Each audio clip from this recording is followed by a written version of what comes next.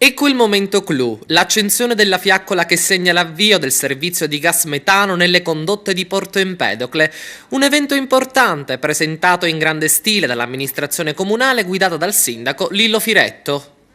Una gestazione lunga, lavori realizzati in tempi non lunghi in realtà, cioè nel 2008 siamo partiti, 2011 si chiudono e il gas arriva nei tubi. Adesso c'è il momento successivo, cioè il momento di fare i contratti, e questo attiene a ciascun cittadino, e una volta fatto il contratto fare in modo che ci sia l'allaccio e quindi finalmente salutare la vecchia bombola e fare in modo che il gas arrivi costantemente nelle nostre case.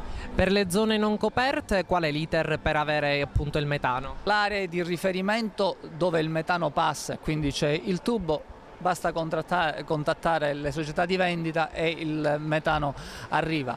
Per aree che siano completamente sprovviste, e noi comunque attraverso questo intervento abbiamo, credo, coperto circa il 90% del territorio cittadino, per quelle altre aree bisognerà attendere nuovi interventi di nuova rete. Un lavoro importante, finalmente ci siamo, il metano a Porto Empedocle. Quali sono stati i passaggi per arrivare a questo importante obiettivo?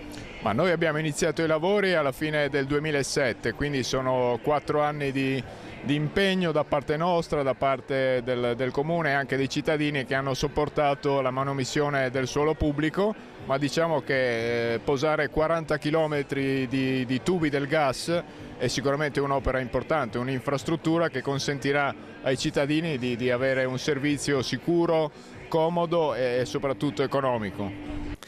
E intanto il Consiglio Comunale di Porto Empedocle ha dato il via libera al progetto per la riqualificazione del lungomare Marinella. In particolare il progetto prevede di risistemare l'intera fascia che parte dal cosiddetto Ponte di Ferro fino ad arrivare all'incrocio con la zona Lidi, e ancora il piano di recupero della zona A1, dell'area tra Via Stretta, Via La Porta e l'Altipiano Lanterna. Soddisfazione esprime il presidente Luigi Troia, per il quale il Consiglio Comunale si dimostra efficiente ed attento alle istanze della città.